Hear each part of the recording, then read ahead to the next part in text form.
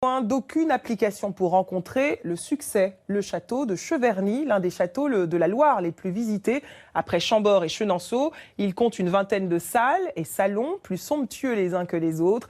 Un château habité depuis 6 siècles par la famille de Vibray. C'est un reportage de Patrice Cerveau et Jean-Baptiste Bruno. Quand Madame la Marquise va travailler, elle n'a que quelques marches à monter. Ce matin, accompagnée d'Isor, sa fille, elle tient à nous montrer sa nouvelle idée, un passionnant jeu de piste. Donc nous on y va, on va pas tout vous montrer parce qu'il faut quand même qu'on garde un peu de mystère pour les enfants qui vont avoir envie de venir, et on va placer une énigme. Pour découvrir qui a déréglé les horloges du château, 8 indices vont être cachés par la marquise et sa fille. De quoi susciter la curiosité des jeunes visiteurs. Tu vois, ça peut être sympa que tu le mettes au pied là. Voilà, le là. Là. Oui, comme ça c'est bien là. Là. Ouais.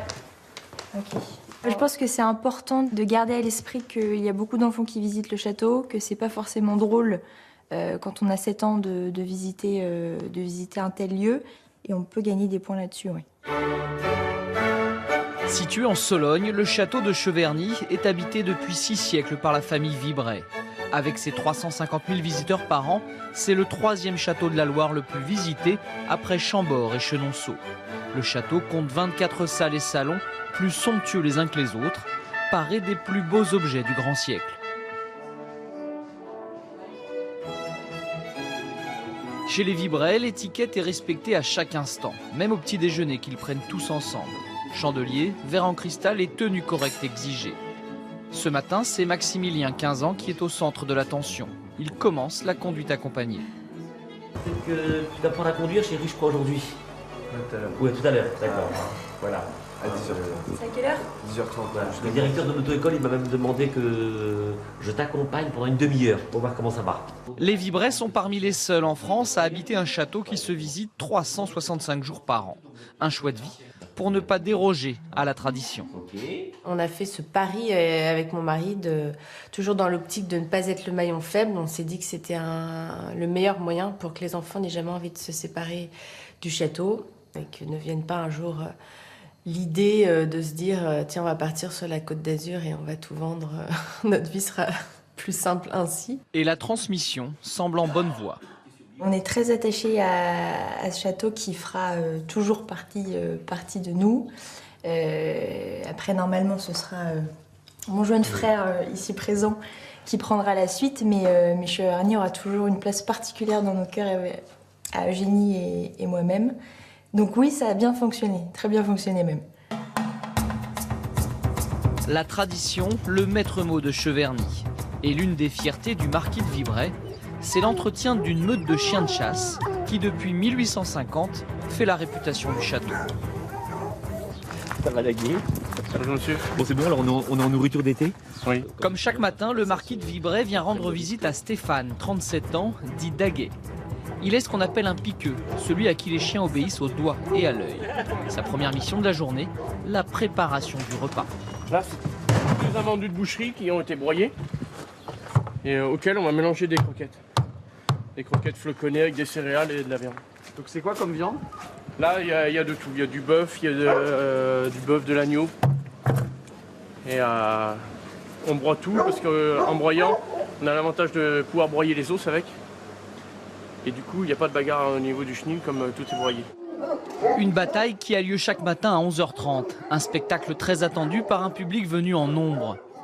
Stéphane fait d'abord monter la meute sur une terrasse pour les faire patienter. Il installe ensuite les mangeoires, les remplit sous l'œil attentif des enfants. Puis il ouvre la porte.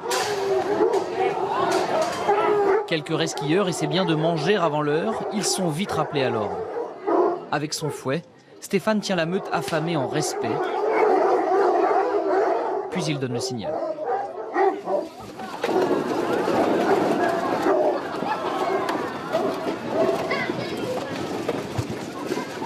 En quelques secondes, les 70 kilos de viande sont dévorés, 300 grammes par chien en moyenne. Nino, 4 ans, n'a rien manqué de la bataille, mais il est quelque peu chamboulé. Il y en a beaucoup? Mais j'aime pas quand ils mangent. Quand ils mangent, t'as pas aimé? Ah, ils se sautent tous dessus, c'est impressionnant. Hein, ouais. À Cheverny, la Meute partage l'affiche avec un célèbre personnage, Tintin.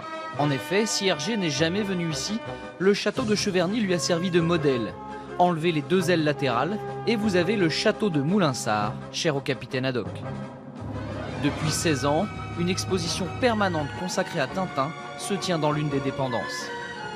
C'est pas mal, il y a longtemps que je n'ai pas lu des bandes dessinées de Tintin, j'en ai vu il y a longtemps, mais je me rappelle plus en fait, je me remémorise un petit peu. Enfin, l'univers de Tintin est tellement grand que je pense qu'on ne peut pas tout montrer en fait en une seule exposition.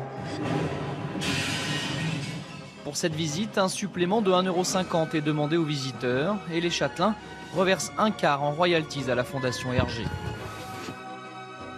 Autre source de revenus étiquetée Tintin, la boutique. Ces figurines-là, ça marche bien parce que ce sont des objets de collection. Milou et Tintin sont malheureusement en rupture. Et là, on vient de recevoir le capitaine Haddock. Des figurines vendues 70 € pièce, mais il y a aussi les bandes dessinées, les t-shirts ou d'autres figurines plus abordables. Le business Tintin, ça rapporte beaucoup, 500 000 € par an, 1/8 des 4 millions d'euros de chiffre d'affaires du château. Avec 45 employés permanents et 15 saisonniers, Cheverny est une PME qui sans cesse doit trouver de nouvelles idées pour se renouveler. Comme cette serpentine de 17 pots de fleurs géants, voulue par Madame la Marquise. Non, je suis contente. Beaucoup de traditions et un zeste de modernité, le public adhère à la formule. En 10 ans, la fréquentation du château de Cheverny a augmenté de 10%.